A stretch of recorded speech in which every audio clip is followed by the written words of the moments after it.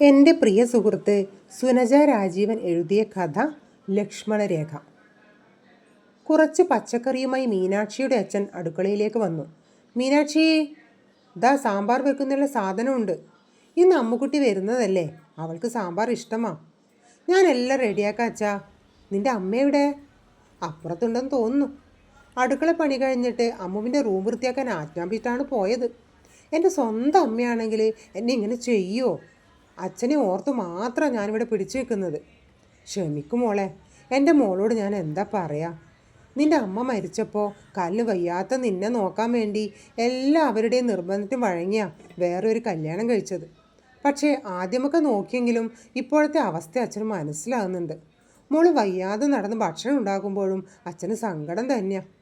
എൻ്റെ മോൾക്ക് നല്ല കൈപ്പുണ്യാണ്, എന്തുണ്ടാക്കിയാലും നല്ല രുചിയാണ്. 10ാം ക്ലാസ് കഴിഞ്ഞും എന്നെ പഠിപ്പിക്കാൻ വിട്ടില്ലല്ലോ. അമ്മയുടെ സ്വന്തം മോളായതുകൊണ്ട് അവൾക്ക് എന്തും ചെയ്യാം. എനിക്ക് എൻ്റെ ഓർമ്മ വെച്ചത് മുതൽ ഒരു ലക്ഷ്മണരേഖ ചെറിയമ്മ വരച്ചിരുന്നു. അത് തെറ്റിക്കാൻ ഞാൻ ഇതുവരെ നിന്നിട്ടുമില്ല. മുടന്തി ആയതുകൊണ്ട് ഈ അടുക്കളയല്ലാതെ വേറൊരു ലോകവും എനിക്കറിയില്ല. എന്താണ് അച്ഛനും മോളും കൂടി ഒരു സംസാരം? ഇളമ്മയുടെ ചോദ്യമായിരുന്നു അത്. ഒന്നുമില്ല, അമ്മ വരുന്നല്ലേ, കറി സാമ്പാർ വെച്ചോ എന്ന് പറഞ്ഞതാ.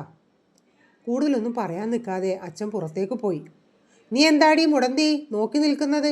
മോള് വരുമ്പോഴേക്കും ആ റൂം ഒന്നുകൂടി റെഡിയാക്കണം. ഞാൻ ചെയ്തോളാം ചെറിയമ്മേ. പിന്നെ ഒരു കാര്യം, അവളുടെ ഒന്നിച്ച് അവളെ പഠിപ്പിച്ച ടീച്ചറും മാഷൊക്കെ വരുന്നുണ്ടെന്നാണ് പറഞ്ഞത്. അവർ വന്നാൽ ഈ വയ്യാത്ത കാലം കൊണ്ട് അവിടെ ഇരുന്നോളണം. ഏന്തി പറഞ്ഞ് അപ്പുറത്തേക്ക് എഴുന്നള്ളണ്ട. അമ്മ ഇവിടെ വന്ന് നിന്നെ കണ്ടോളും. നിന്റെ പണി ഇന്ന് കഴിയുമെന്ന് തോന്നുന്നില്ല. റൂം ഞാൻ തന്നെ വൃത്തിയായിക്കൊള്ളാം.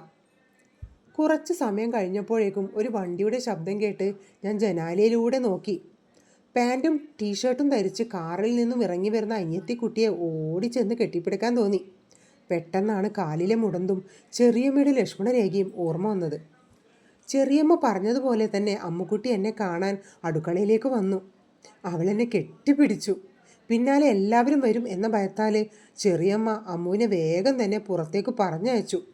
ചായയും പലഹാരവുമായി ചെറിയമ്മയും പോയി. ചായ കുടിക്കുന്നതിനിടയിൽ മീനാക്ഷി എവിടെ എന്നുള്ള ചോദ്യം ഞാൻ കേട്ടു. അവൾ വയ്യാത്ത കുട്ടിയല്ലേ, അടുക്കളയിലുണ്ട്. അറിയാം, എല്ലാം അമ്മ പറഞ്ഞിരുന്നു. എന്തായാലും ഞങ്ങൾ അവളെ ഒന്ന് കാണട്ടെ. അമ്മുവിൻ്റെ കൂടെ വന്നവരെല്ലാവരും അടുക്കളയിലേക്ക് വന്നു. എനിക്ക് എന്തെന്നില്ലാത്ത സന്തോഷം. കയ്യിലൊരു കവറും ഉണ്ട്. അതെനിക്ക് തന്നു. ഇത് ഞങ്ങളുടെ വക ഒരു സ്നേഹ സമ്മാനമാണ് മീനാക്ഷിക്ക്. ഞാനത് വാങ്ങിവെച്ചു. മീനാക്ഷിയുടെ കൈപ്പുണ്യത്തെക്കുറിച്ച് അമ്മ പറഞ്ഞിട്ടുണ്ട്. അതുകൊണ്ട് ഇന്ന് ഭക്ഷണം കഴിക്കാതെ ഞങ്ങൾ ഇവിടുന്ന് പോകില്ല. ഇതൊന്നും ഇഷ്ടപ്പെടാതെ ചെറിയമ്മ എന്നെ തന്നെ നോക്കി നിന്നു. അങ്ങനെ ജീവിതത്തിൽ ആദ്യമായി ചെറിയമ്മയുടെ ലക്ഷ്മണരേഖ തെറ്റിച്ച് ഞാൻ സന്തോഷത്തോടു കൂടി അവരുടെ കൂടെ ഇരുന്ന് ഭക്ഷണം കഴിച്ച് അവരെ യാത്രയാക്കി.